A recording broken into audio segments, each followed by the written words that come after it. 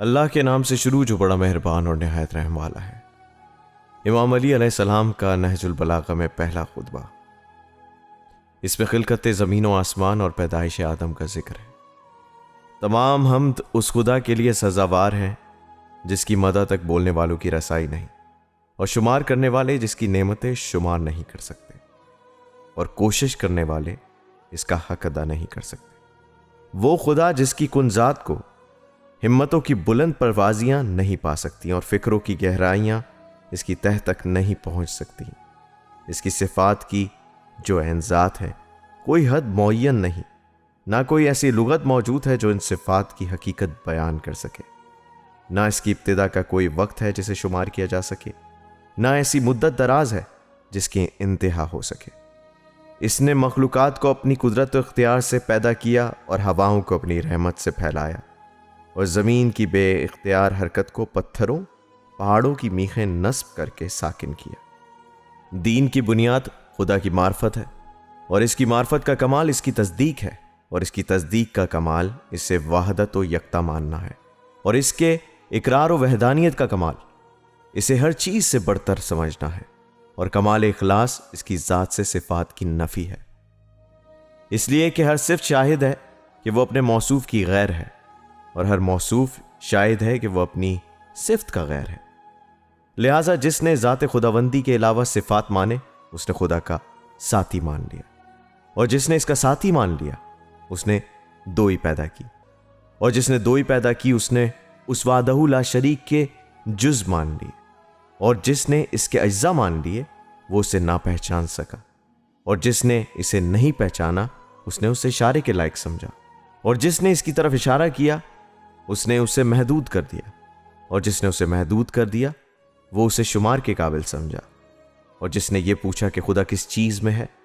اس نے کسی چیز کے ضمن میں قرار دیا، اور جس نے یہ کہا کہ وہ کس چیز پر ہے تو اس نے دوسرے مقام کو اس سے خالی سمجھا۔ وہ خود موجود ہے،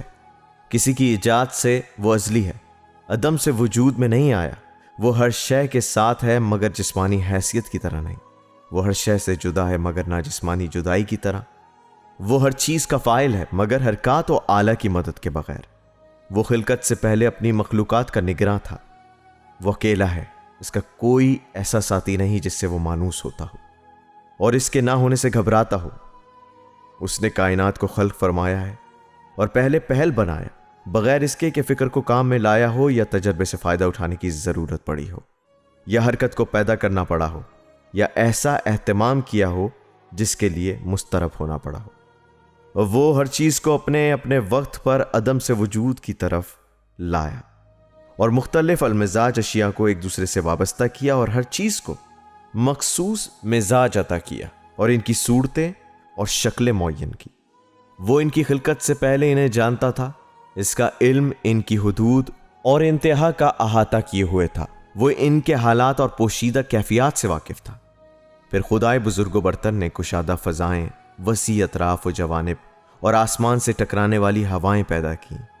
پس اس فضا میں تلاطم خیز پانی بہایا، اس بحر و خار کی موجیں ایک دوسرے پر چڑھ رہی تھیں، اس پانی کو تیز و تند ہوا کی پشت پر لاد دیا، اور جو ہر چیز کو اکھاڑ دیتی تھی ہوا کو حکم دیا کہ وہ پانی کو پلٹا دے،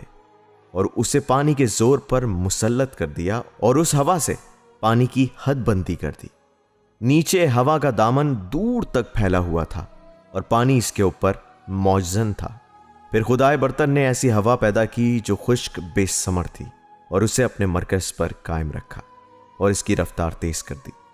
اور اس کے چلنے کی جگہ دور دور تک پھیلا دی۔ پھر ہوا کو حکم دیا کہ تلاطم خیز پانی کو الٹ پلٹ دے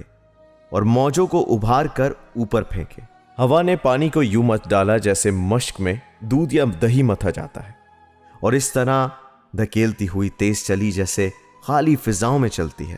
یہ پانی کے نیچے کے حصے کو اوپر پلٹا رہی تھی اور ساکن کو متحرک سے ملا رہی تھی، یہاں تک کہ اس متلاطم پانی کی سطح بلند ہو گئی اور تہ بتہ پانی پر پھین آ گیا۔ پھر اس پانی کو شگاف زدہ اور وسیع فضا میں بلند کیا،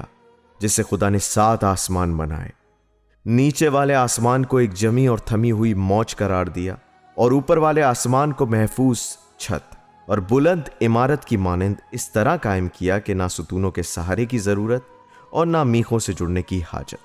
फिर इन्हें नूर पाश सितारों और ज़िया बख्श तारों से आरास्ता किया और इसमें एक उड़ता हुआ ज़िया पाश चिराग यानी सूरज और जगमगाता हुआ चांद रवां दवा कर दिया। ये सब चक्कर लगाते हुए आसमान, चलती हुई छत और मुतहरिक लौह में है। फिर खुदा ने बुलंद आसमानों के दरमियान शगाफ देकर फिजा पैदा की और इन फिजाओं को किस्म किस्म के फरिश्तों से भर दिया। कुछ इनमें सरबसजूद हैं, रुकू नहीं करते, और कुछ रुकू में हैं जो कयाम नहीं करते,